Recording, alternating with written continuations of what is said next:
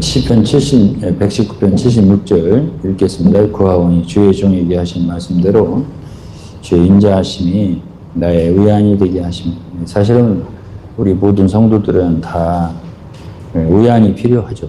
위로가 필요해요. 그런데 주님의 인자하심이 우리의 의안이 된다는 거죠. 왜냐하면 주님은 선하시고 인자하시거든요. 그래서 그분의 말씀이 사실은 우리에게 받아들일 때 우리에게 그 선하심과 인자하심이 느껴져요. 그리고 베드로전서 2장에는 그 말씀의 저지 선하다, 선하시고 인자하신 말씀이다 이렇게 말하는데 그것을 먹고 사실은 자라는 거예요. 그리고 우리가 사실 의료를 받는 거죠. 말씀이 선하신 그 말씀 그리고 그분 자신이 우리에 대해서 특별히 자녀들에 대해서 선하시단 말이에요. 그래서 그의 말씀이 인자하시니 우리의 의안이 되게 해달라는 기도죠. 이거는 77편 7절은 주의 긍휼히 여기심이 내게 임하사 하나님은 인자하시고 또 모든 사람에 대해서 긍휼히 여기신다는 거예요. 사실은 이 마태복음에 보면 긍휼히 여기는 자는 복이 있나니 그랬어요. 그러니까 누구나 다 하나님이 긍휼히 여기는 것 같지는 않아요. 이것이 문제가 있어요. 왜 그러냐면 산상수훈 아니에요. 팔복 혹은 구복 이렇게 말하는데 거기에 보면은 긍휼히 여기는 자는 복이 있나요. 저희가 긍휼히 여김을 받을 것이요. 그래서요. 우리가 인생을 살면서 우리 주위에 많은 사람들이 우리에게 참 마음에 안 차게 또 마음에 안 들게 좀 화나게 참 어떻게 보면 이치 안 닿는 행동을 할 때 그런 때가 있어요. 근데 그럴 때마다 이제 우리가 거기에 상당한 그런 식으로 대답을 하든지 또 거기에 대응을 하든지 또 거기에 상당하게 보응을 하든지 그러면 그건 긍휼이 아니잖아요. 그러니까 그렇다 하더라도 그럼에도 불구하고 우리가 그들을 용서하는 마음, 관용하는 마음으로 대할 수 있다면 사랑으로 대할 수 있다면 그게 긍휼히 여기는 거거든요. 그럼 그들이 이제 긍휼히 여김을 받았다는 느낌이 인간이란 있어요. 측은히 여기는 마음 같은 거예요. 그래서 이제 우리가 사실은 꼭 하고 싶은데 그런 말도 안 하는 거고 또 뭔가 참 마음이 상하는데 그렇지만 그것을 내가 주님 앞에서 그냥 넘어가고요. 그리고 용서하고요. 잊어버리고요. 이런 식으로 사람들을 대한다고 할 때 그게 긍휼히 여기는 거예요. 그런데 하나님은 그렇게 하는 사람을 긍휼히 여긴다. 그래서 이제 그 야고보서 4장인가에도 그런 말이 있어요. 긍휼이 없는 사람이 있다고 그랬어요. 긍휼이 없어. 나는 네가 한 대로 내가 갚아주겠다. 이런 식으로. 그러니까 사람을 완전히 네가 이빨을 했어? 그러면 나도 너 이빨 하나 부러뜨리겠어. 이런 식으로 이는 이로 눈은 눈으로 이렇게 하는 사람이 있다고요. 성격이 그런 사람이 있거든요. 그런 것은 긍휼이 없는 거예요.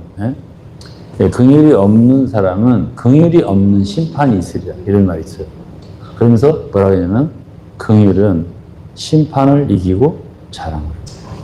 그래서 그게 심판대에서 있을 일이에요. 그러니까 오늘 이 땅에서 우리가 사실 왜 그렇게 하겠어 사람들은.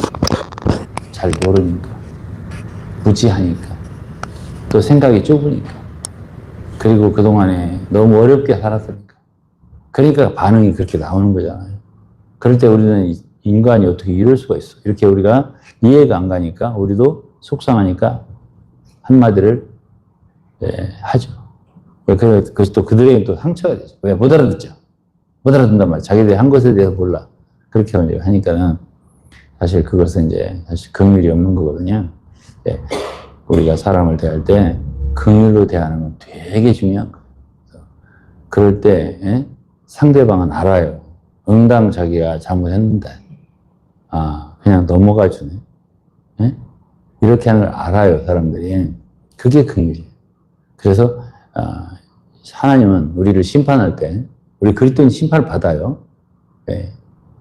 불신자들은 백보자 심판을 받고 지옥으로 가는 거고요. 불못으로. 그리스도인들은 그리스도의 심판대가 있어요. 상과 벌을 결정져요. 거기 있을 때 그곳에서 우리가 이 땅에 살면서 사람들에게 얼마나 긍휼히 여겼나. 그러면은 하나님도 우리에 대해서 잘못이 있지만 긍휼히 여긴 만큼을 참작을 해서 심판 때 그것을 봐주신다. 그래서 긍휼은 심판을 이기고 자랑하는 이런 말씀을 야고보 사도가 했거든. 그러니까 우리 사랑하는 성도들은 긍휼히 여기는 걸 배웠으면 좋겠습니다. 저도 배우려고 합니다. 여러분도 많이 긍휼히 여기시고 이는 이로 눈은 눈으로 네가 그만큼 때렸어 나도 너 때리겠어 이런 식으로 하는 건 바로 그게 긍휼이 없는 행동이거든요. 그래서 그렇게 되기를 바라겠습니다. 그래서 이렇게 했어요. 긍휼히 여기심이 내게 임하사 나로 살게 하소서. 그래서 이제 긍휼히 여기는 것도 여기서 시편 기자는 자기 마음대로 그게 되는 게 아니라는 거야. 그래서 이제 긍휼히 여기심이 오늘 우리 부른 찬송에도 하나님의 사랑이 내게 임하사 사랑이 있게 해달라는 찬송을 불렀잖아 우리가.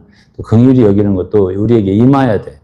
그래야 우리가 남을 긍휼히 여기는 거야. 우리가 주님과 같이 이렇게 믿고 생활하다 보면 그렇게 할 수 있는 역량이 생기고 은혜가 생긴다고. 그런 사람들을 긍휼히 여기는 거잖아요. 그래야 우리가 살게 된다는 거야. 그러면서 주의 법은 내게 즐거움이라고. 주의 법이란 뭐죠? 말씀이죠. 말씀이 결국 이런 말씀이 우리의 인생에서의 유일한 즐거움이에요. 말씀이. 그렇다는 얘기예요. 그 다음에는 교만한 자가 무고히 나를 엎드렸으니 저희로 수치를 당케 하소서. 나는 주의 법도를 묵상하리이다. 이제 우리가 살면서 그러면서도 우리는 교만한 자를 대하게 되고 좀 교만한 자들에 대해서 그들은 어쨌든 우리를 엎드려뜨리죠. 엎드려뜨리고 참 못살게 굴고 좀 만들기를 바라고 넘겨뜨리고 이렇게 한단 말이에요. 그런 사람들이 있게 마련이에요. 어디든지 있게 마련이에요. 그런데 그럴 때에 이제 이 시편 기자는 기도를 그렇게 하네요. 저희를 수치를 당케 하소서. 사실은 그런 사람들이 잘 되냐 하면 잘 되지 않아요. 결국은 부끄러움을 당하죠. 이렇게 무고히 사람들을 엎드려뜨리는 사람들은 어떤 사람들이에요? 교만하기 때문에 그런 거예요. 이 세상에서 제일 안 좋은 게 성격에서 또 인격에서 기질에서 뭐예요? 교만한 거예요. 그것을 사실은 좋아하는 사람은 없습니다. 교만한 거. 그런데 이제 교회를 다니면서 신앙생활을 한다고 하면서도 배우는 게 겸손해지는 게 아니라 뭘 안다고 더 교만해지는 수가 있더라고요. 그게 소위 이단들이 그래요. 열심히 신앙생활 했다고 하는데 하늘까지 교만해지는 거예요. 그럼 그 교만의 원조가 누구죠? 마귀죠. 마귀는 이 하늘까지 높아지려고 내 보좌를 높이리라. 이게 교만이란 말이야. 그 예수 그리스도는 그 반대예요. 낮아지는 분이야. 빌립보서 2장을 보면 7단계로 낮아졌다는 거 아니에요. 원래 하나님과 동등되신 분이 자기를 비워 사람과 같이 되고 노예의 형상, 종의 형체를 오시고 또 뭐 참 죽기까지 복종하셨어요. 십자가에 죽기까지 복종하셨다. 그랬잖아요. 낮아지고 계속 낮아지고 이렇게 된 분이 예수 그리스도고 마귀는 높아지고 보좌까지 올라가려고 하다가 결국 떨어졌잖아요. 심판받고. 그래서 우리 그리스도인들이 가는 길이 결국은 겸손을 찾아가서 배워가면서 가는 길이라서 낮아지는 거고 하나님은 교만한 자는 어떻게 대적하죠. 하나님 대적해요. 교만한 자는 물리치세요. 성경에 그렇게 돼 있어요. 근데도 그 말씀 모르더라고. 너무나 많은 사람이 몰라. 교만하게 되는데 그게 자기가 잘못인 줄 알아, 예수. 근데 교만하게 되는 건 절대 축복이 아니에요. 그 점점 낮아지는 거예요. 사람이, 마음이. 벼도 이렇게 정말 익으면 고개를 숙인다는 말이 있잖아요. 낮아지면 참 좋은데. 그래, 예수를 믿는다고 막 10년, 20년, 30년 열심히 하는데, 내가 볼 때는 굉장히 교만한 걸 내가 많이 봐요. 여기저기서 봐요. 그거는 길을 잘 가는 거에 못 가는 거예요. 대답 좀 해보세요. 응? 잘 못 가는 거예요. 그렇게 되는 건 잘 못 가는 거예요. 갈수록 낮아지는 거, 마음을 비우고 낮아지는 거. 그거는 마음만 낮아지는 게 아니라 행동에서, 말에서, 삶에서 낮추는 게, 그게 진짜 낮아지는 거예요. 그렇게 하는 거는 진짜 좋은 거예요. 왜? 그런 사람에게, 낮은 자에게, 겸손한 자에게 하나님은 은혜를 주신다. 교만한 자는 대적한다. 그러니까 여기 수치를 당하죠. 교만한 자는. 축복이 없는 거예요. 사실은. 그러나 이제 나는 법도를 지킨다고 했잖아요. 묵상한다. 이건 뭐야? 이게 바로 뭘 아는 사람이에요. 어떻게 할 때 겸손해질 수 있냐면은 말씀을 사랑할 때, 말씀을 항상 마음에 둘 때, 그런 사람은 낮아질 수 있어요. 왜? 중요한 데다가 마음을 두니까. 왜 이 세상 사람들은 교만하려고 하는 줄 아세요? 또 그리스도는 왜 그런 줄 아세요? 응? 말씀이 없으니까. 다른 것을 채우려 한다고. 교회에서도 지위를 원하고, 그렇잖아요. 다른 사람들보다 자기가 더 똑똑하게 이렇게 보이려고. 이런 게 다 그게 잘못 가는 것이에요. 그런 것은 전혀 아니에요. 그래서 말씀을 이렇게 중심으로 하게 되면은 자연히 다른 것들은 다 가볍게 여겨지는 거예요. 주의하지 않거든요. 그래서 79절에 주를 경외하는 자로 내게 돌아오게 하소서. 그리하시면 저희가 주의 증거를 알리. 주님 경외하는 사람이란 하나님을 두려워하는 사람들이잖아요. 그런 사람이 내게 돌아오게 하소서. 우리 이런 기도를 드려야 돼요. 우리 신림동에 여기 모이는 사람들 인수가 작지만 아무나 돌아오면 안 될 것 같아요. 교만한 사람들 안 왔으면 좋겠습니다. 죄송하지만 하나님을 경외하는 사람들, 그런 사람들이 좀 왔으면 좋겠어요. 그래 와서 돌아오기를 기도하잖아. 주를 경외하는 자로 되게 돌아오게 하소서. 그래야 하시면 저희가 주의 증거를 알려.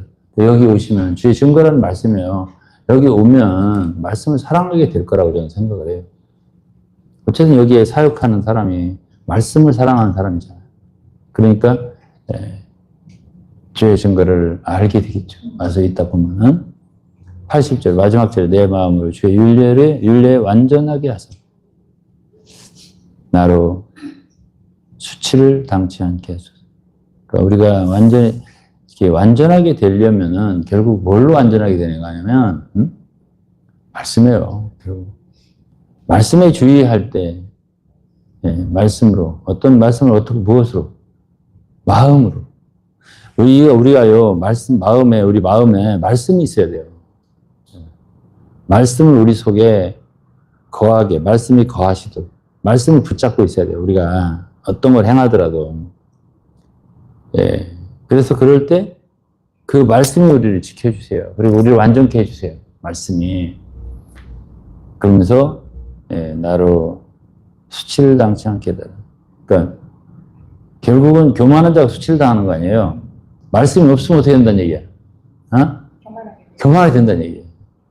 결국은 수치를 당하게 되는 거예요. 그러니까 여기서 이 시편 기자는 주의 말씀으로 나를 완전케 해주셔서 내 마음으로요. 마음. 중요한 건 마음이에요. 마음에 뭐가 있냐 이거지. 마음에 사랑하는 게 뭐냐. 중요하게 여기는 게 뭐냐 이거지. 말씀이다. 그쵸? 한 말씀이라도 딱 마음에 드는 거야. 그리고 이렇게 하고 말씀으로 살고 그렇게 말씀대로 살고 이렇게 말씀을 중심 삼고 이럴 때 그런 사람은 결코 이 세상에 살면서 부끄러움을 당하지 않는다. 라고 생각합니다. 오늘 시편은 이렇게 마치도록 하겠습니다.